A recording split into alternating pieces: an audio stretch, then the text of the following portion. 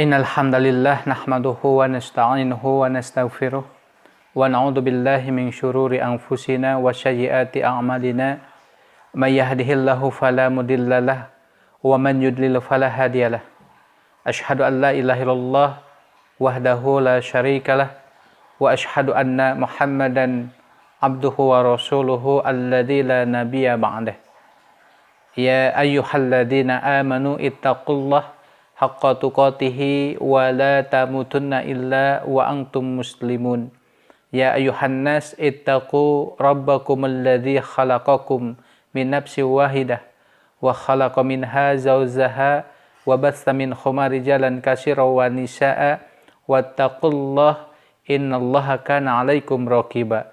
Ya ayyuhalladzina amanu ittaqullaha wa qulu qawlan sadida yuslih lakum a'malakum wa yaghfir lakum dunubakum wa man yuti'illaha wa rasulahu faqad faza fawzan 'azima amma ba'du. Sahabat muslim yang dimuliakan Allah Subhanahu wa taala, alhamdulillah pada kesempatan kali ini kita masih diberi umur, iman, Islam sehat dan juga kuat, sehingga sampai detik ini kita masih diberi kesehatan, kekuatan oleh Allah Subhanahu wa taala. Sahabat muslim yang dimuliakan Allah Subhanahu wa taala, salawat juga salam kita curah limpahkan kepada junjungan kita Nabi besar Muhammad sallallahu alaihi wasallam, kepada para sahabatnya, tabi'in, tabi'ut tabi'in, dan juga kepada umatnya yang senantiasa tunduk patuh dengan ajaran-ajarannya.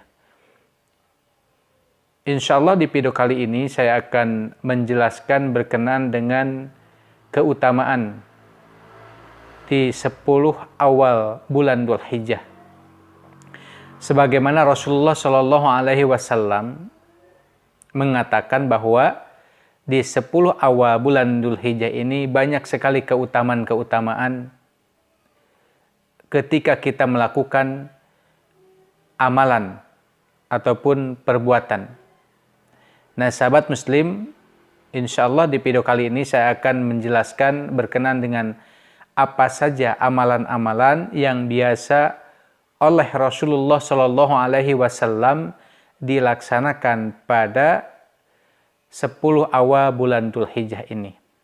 Rasulullah SAW bersabda dalam salah satu riwayat, sahabat muslim, Bismillahirrahmanirrahim, ma min ayyamin amalus salihun.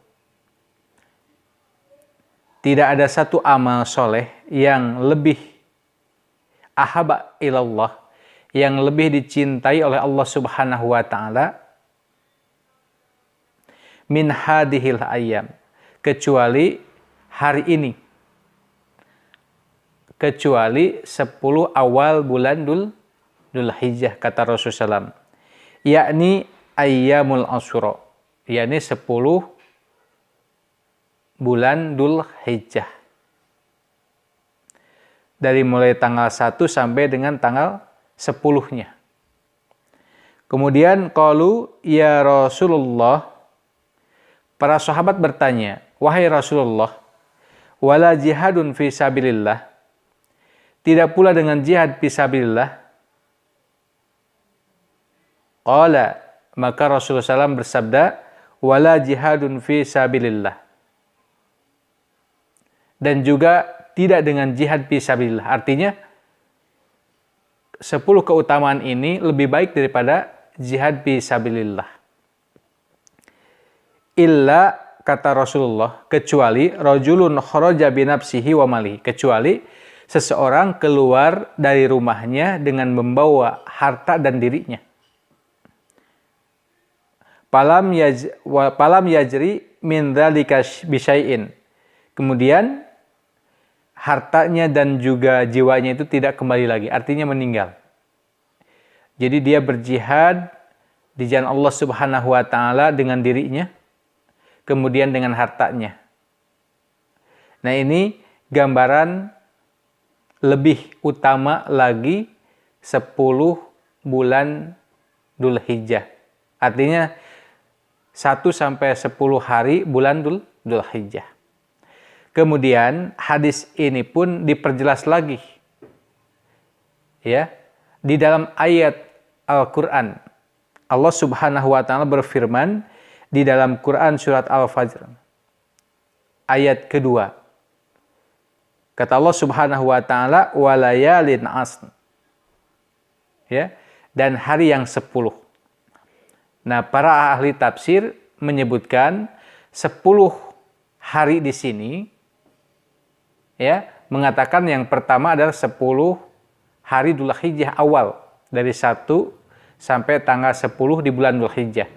Kemudian juga para ulama mengatakan maksudnya juga 10 terakhir di bulan Ramadan. 10 sampai dengan 30 gitu. 10 terakhir bulan Ramadan ya. Yang dimaksud ayat yang dijelaskan tadi bahwa 10 keutamaan yang Allah cintai yaitu di dalam bulan Dzulhijjah dari 1 sampai tanggal 10, kemudian bulan Ramadan dari 10 sampai dengan 30-nya. 10 terakhir di bulan Ramadan. Nah, sahabat muslim yang dimuliakan Allah Subhanahu wa taala, nah apa saja amalan-amalan yang biasa Rasulullah Shallallahu alaihi wasallam lakukan di 10 awal bulan Dzulhijjah.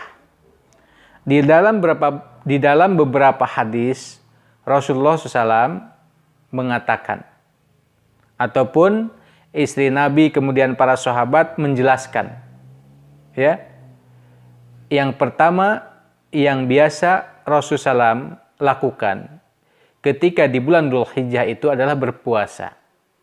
Nah, di dalam hadis Rasulullah SAW dari Hudaindah bin Khalid dari istrinya beberapa istri an ba'di azwajin Nabi SAW. Dari beberapa istri Nabi SAW. Beberapa istri ya. Mungkin itu dari Aisyah, mungkin dari Siti Khadijah ya. Dan yang lainnya. Qalat, kemudian istri Rasulullah mengatakan kana Rasulullah SAW. Sesungguhnya Rasulullah SAW yasumu tis'a Dzulhijjah. Biasa berpuasa 9 hari di bulan Dzulhijjah. Dari tanggal 1 sampai tanggal 9. Nah, di dalam hadis ini dijelaskan seperti itu.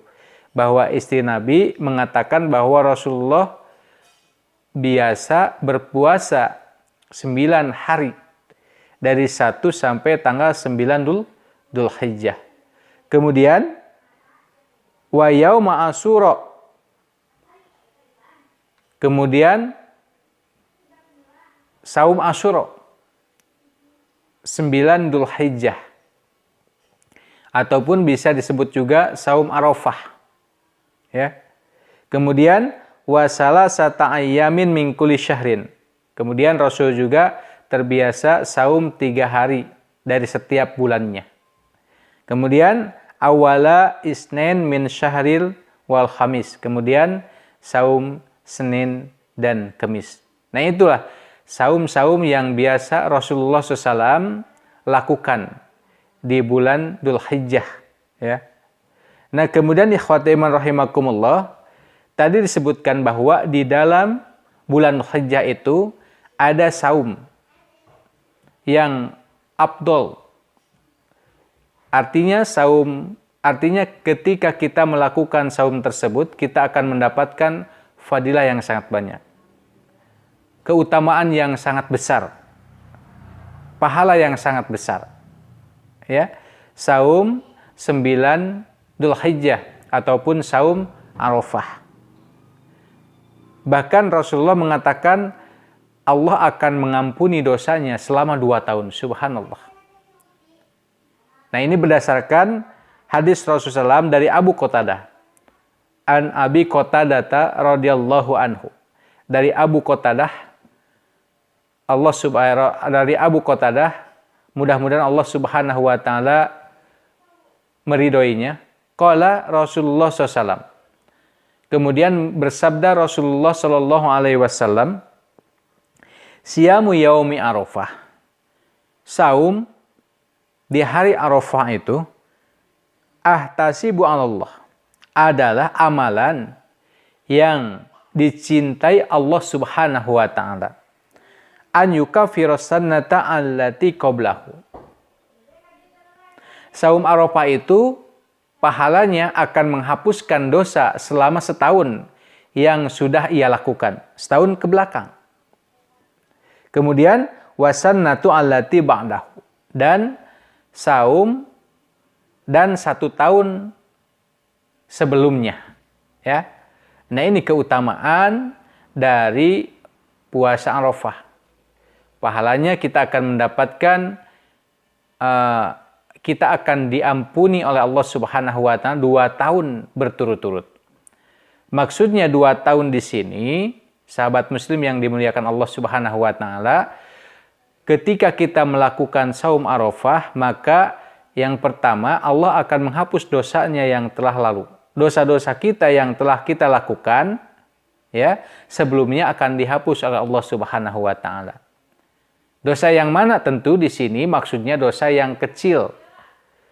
Termasuk dosa, tidak termasuk dosa yang besar. Ya, dosa semisal membunuh, kemudian juga berzina, kemudian juga memakan yang haram dan sebagainya. Tidak termasuk dosa-dosa besar. Nah, tentu kalau dosa besar itu ya harus dengan cara, ya, taubatan nasuha, tobat yang sebetul-betulnya. Nah, kemudian maksud 1 tahun sebelumnya, 1 tahun yang akan datang, ya. Maksudnya Allah Subhanahu wa taala akan menjaga diri kita dari perbuatan maksiat, dari perbuatan dosa yang akan kita lakukan. Jadi, kalau kita saum Arafah, Allah akan menjaga diri kita. Kemudian, diri kita dari perbuatan-perbuatan maksiat, dari perbuatan-perbuatan dosa. Ya, subhanallah. Kemudian sebetulnya pahalanya itu bukan itu saja. Bukan sebatas 2 tahun Allah menghapus dosa kita. Akan tetapi ada keutamaan yang lain. Ya. Di antaranya ketika kita melaksanakan saum 9 Dzulhijjah ataupun saum Arafah, maka keutamaan yang lain Allah Subhanahu wa taala akan mengabulkan doa kita. Sebagaimana Rasulullah SAW mengatakan, salah satun la turaddu da'watahum. Ada 3 orang yang akan dijawab doanya, ataupun yang tidak akan ditolak doanya. Salah satun la turaddu da'watahum. 3 golongan, 3 orang yang tidak akan ditolak doanya oleh Allah Subhanahu wa taala. Yang pertama, al-imamun adil, pemimpin yang adil. Yang kedua, as-shaimu hatta yuftiru, orang yang bersaum sehingga ia berbuka. Saum yang mana? Mana saja. Baik itu saum Ramadan, baik itu saum di bulan Dzulhijjah, saum 3 hari setiap bulannya, saum Senin Kamis, ataupun saum 9 Arafah, ya, 9 Dzulhijjah pas hari Arafah, ataupun saum Daud. Itu sama. Setiap saum yang kita lakukan, maka ada sa'atul ijabah. Ada waktu diijabah oleh Allah Subhanahu wa taala doa kita. Yang ketiga, al-madlumun, orang yang terdolimi ataupun orang yang didolimi, ya, oleh orang lain. Ketika dia tersakiti oleh seseorang kemudian dia berdoa, maka kata Rasulullah, la turaddu da'watahum. Orang itu tidak akan ditolak doanya. Nah, sahabat muslim yang dimuliakan Allah Subhanahu wa taala, kemudian untuk selanjutnya, apa saja keutamaan yang harus dilakukan ketika, apa saja amalan yang harus dilakukan ketika di bulan Dzulhijjah tersebut. Ya, yang tentu amalannya itu lebih gitu kalau kita melakukan. Nah, kemudian yang kedua, sahabat muslim yang dimuliakan Allah Subhanahu wa taala, Rasulullah SAW sudah terbiasa ketika 10 hari di awal bulan Dzulhijjah melakukan amal soleh. Amal soleh apa saja? Baik itu meningkatkan ibadahnya dengan cara berzikir, kemudian melakukan amalan-amalan soleh yang lainnya, membantu orang lain, ya, membantu saudara kita yang lagi membutuhkan, baik dengan ilmu, dengan materi, ataupun dengan tenaga. Sama saja, itu termasuk amal soleh. Bahkan termasuk amal soleh pun, misalnya kita meringankan beban orang lain, ataupun menghilangkan sesuatu yang orang lain itu akan celaka. Misalnya, kita lagi jalan nih, kemudian di jalan kita menemukan cucuk, ataupun beling, ya, ataupun duri. Kemudian kita buang, ya, kita ambil, kita buang duri itu, ya, supaya orang lain tidak terluka ataupun dia celaka dengan barang tersebut. Itu pun sama, kebaikan sama. Nah, subhanallah, Allah subhanahu wa ta'ala di dalam Al-Quran, kemudian Rasulullah SAW di dalam hadisnya, banyak sekali, ya, ayat dan juga hadis menjelaskan tentang keutamaan ketika kita melakukan amal soleh. Ya, tentu pahalanya yang pasti akan dilipat gandakan oleh Allah subhanahu wa ta'ala. Misalnya, ikhwatiman rahimakumullah, di dalam Al-Quran, Quran surat Al-An'am ayat 160. Allah subhanahu wa ta'ala berfirman, "Man ja'a bil hasanati falahu bihi hasanatun." Barang siapa yang melakukan suatu kebaikan, falahu bihi hasanatun, maka kebaikan itu akan diberi satu pahala, kemudian dikalikan 10 pahala tersebut. Jadi ketika kita melakukan suatu amalan, amal soleh, amal baik, maka kita akan mendapatkan 10 pahala, 10 kebaikan.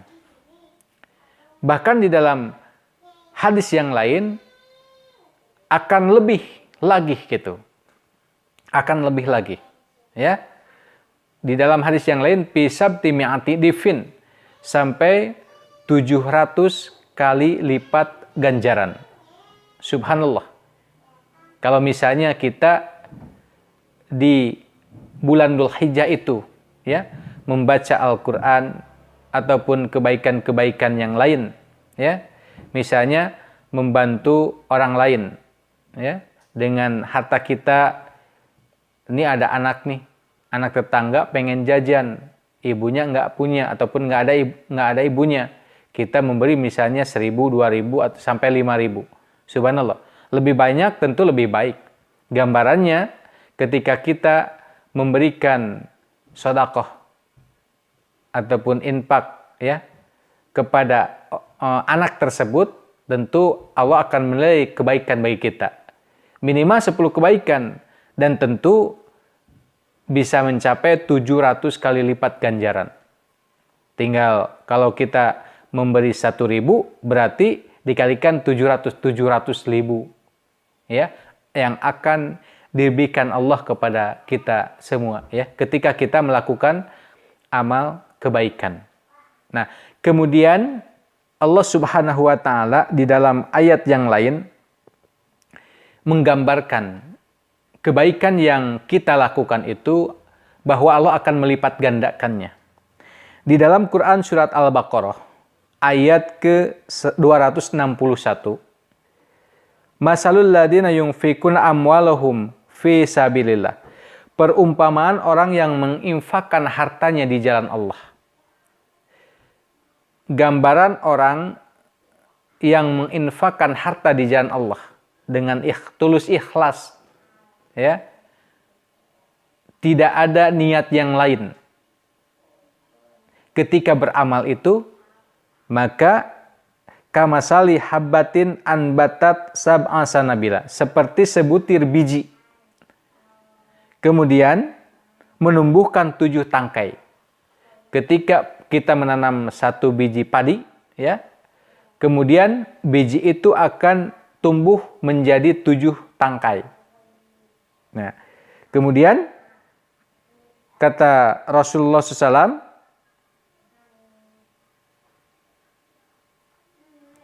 kemudian kata Rasulullah Shallallahu Alaihi Wasallam, ya,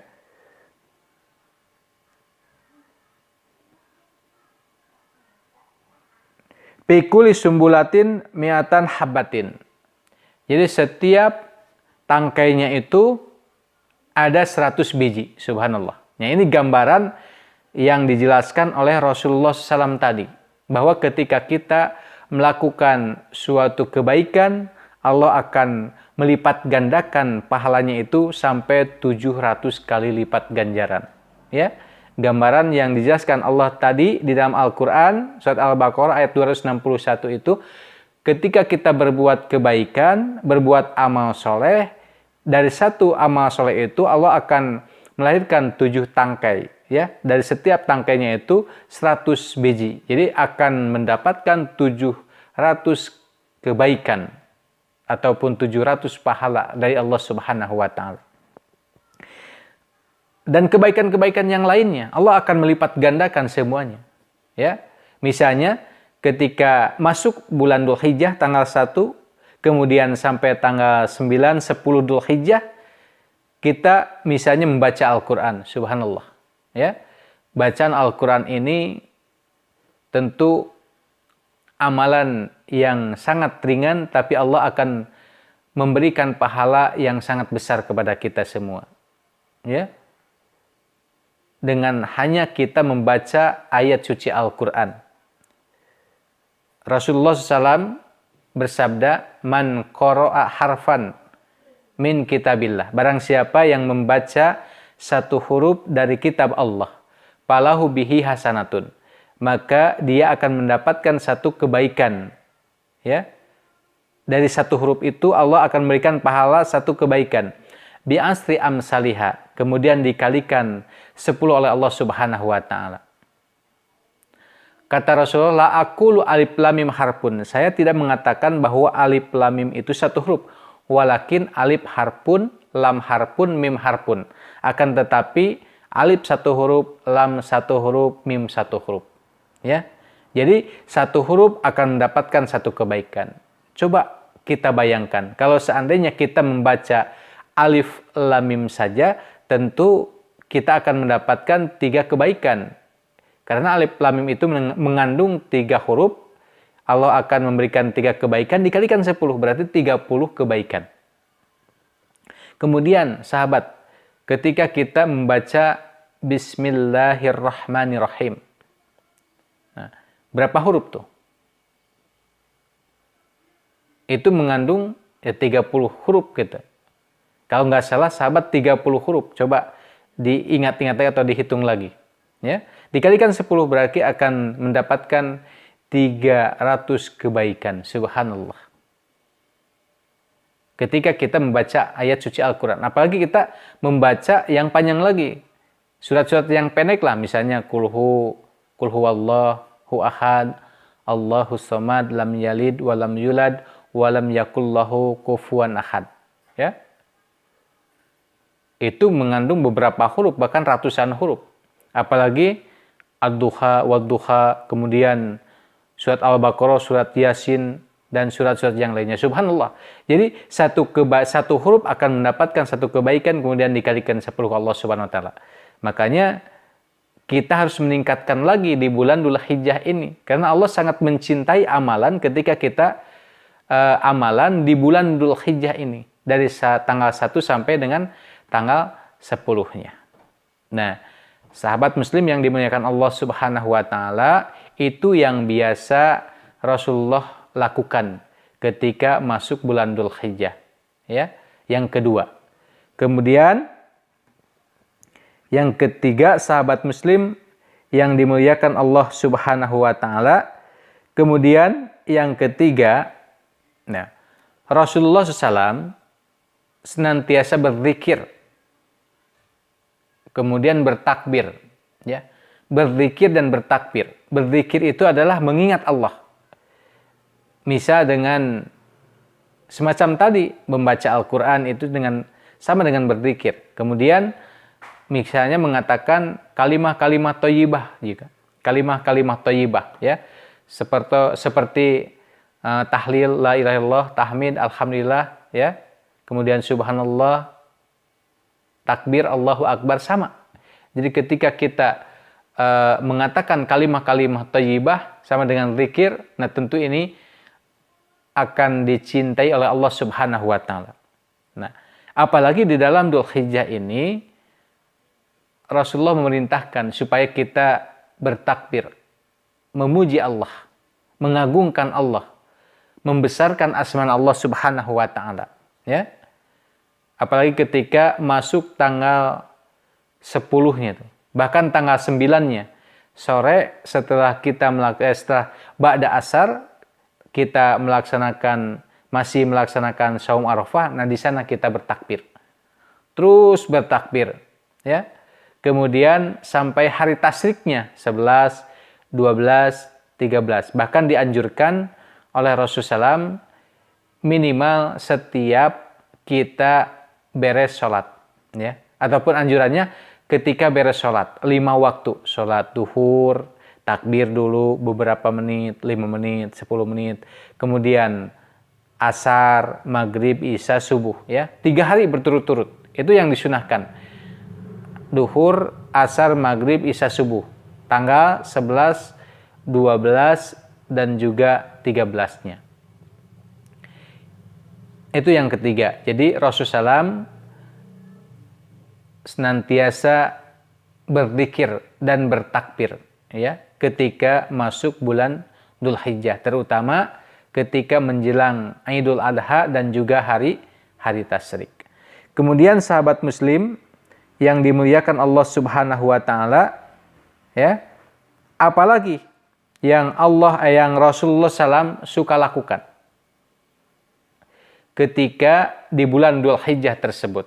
Ya tentu Rasulullah selalu melakukan ibadah haji, ya.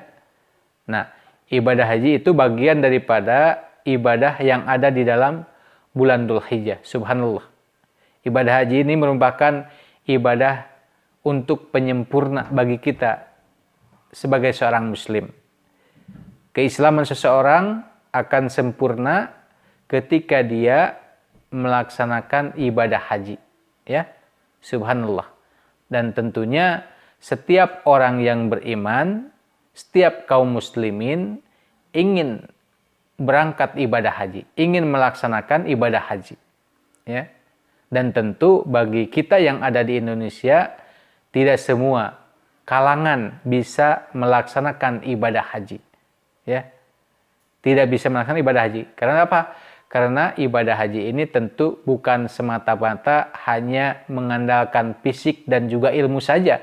Tapi yang paling penting adalah ketika kita ingin melaksanakan ibadah haji yang ada di Indonesia khususnya, maka harus punya uang yang tebal juga, ya. Karena puluhan juta juga modalnya, ya. Baik dari ongkosnya, kemudian kebutuhan di sana, kemudian meninggalkan untuk keluarga di rumahnya, ya. Nah, sahabat muslim yang dimuliakan Allah Subhanahu wa taala. Kemudian untuk selanjutnya, apakah ada amalan yang kita lakukan tapi pahalanya sama dengan ibadah haji? Nah, sahabat muslim yang dimuliakan Allah Subhanahu wa taala, ini yang sering ditanyakan oleh para kaum muslimin, ya. Kaum muslimin, orang yang beriman. Kenapa? Ya karena ingin mendapatkan pahala haji tersebut, ya. Soalnya di zaman Rasulullah pun pernah ada seseorang yang datang kepada Rasulullah SAW kemudian mengadu, ya Rasulullah, orang lain mah enak, punya harta, dengan harta itu bisa berinfak, bisa bersedekah, kemudian bisa melaksanakan ibadah haji. Nah, sedangkan saja orang miskin yang tidak punya apa-apa, yang tentu tidak bisa melaksanakan ibadah-ibadah yang tadi. Nah, sahabat muslim yang dimuliakan Allah Subhanahu wa taala, nah di sini saya sudah mencatat ada beberapa amalan ya. Yang mana ketika kita lakukan maka kita akan mendapatkan pahala haji dan umroh tanpa kita melakukan ibadah haji. Ya. Jadi amalan itu sama pahalanya ketika kita melaksanakan ibadah haji. Sama pahalanya dengan orang yang melaksanakan ibadah haji. Amalan apa saja itu? Nah, yang pertama, sahabat muslim yang dimuliakan Allah Subhanahu wa taala, sholat 5 waktu berjamaah di masjid. Nah, Rasulullah SAW melewati dari Abu Umamah radhiyallahu anhu, ya. An Abi Umamata radhiyallahu anhu qala, dia berkata, qala Rasul sallam, bersabda Rasulullah SAW, man masa ila sholati maktubah bi jamaah, siapa yang berjalan menuju sholat berjamaah di masjid, tentu dengan catatan di sini di masjid ya, bukan di rumah. Jadi berjalan dari rumah berangkat ke masjid, tujuannya itu hanya untuk melaksanakan sholat berjamaah. Kemudian fahiya kahajjatin, maka ia seperti ibadah haji, ya, ibadah haji. Kemudian waman masa ila sholati tatawu, barang siapa yang dari rumah berangkat ke masjid, tujuannya itu adalah sholat sunnah, atau dia di masjid itu melaksanakan sholat sunnah. Ya, mungkin saja niat kita berangkat ke masjid, datang ke masjid, kemudian kita sholat tahiyatul masjid, mungkin juga sholat syukrul wudu, ya, ataupun mungkin juga sholat qobliyah, ba'diyah, sholat wajib tentunya, ya. Nah, maka kata Rasulullah SAW, fahiya ka umrotin nafilah, maka dia seolah-olah pahalanya itu seperti ibadah umroh. Nah, kalau sholat berjamaah itu adalah haji, kalau sholat tatawu atau sholat sunnah itu ganjarannya adalah pahala umroh, seperti pahala umroh. Nah, hadirin wa ta'iman rahimakumullah, di sini ada penjelasan. Ya, hadis ini diriwayatkan Tobroni dalam Al-Mu'jam Al-Kabair. Ya. Kemudian Syekh Al-Albani dalam Sahih wa Dha'ifah Al-Jami' As-Shaghir. Nomor hadisnya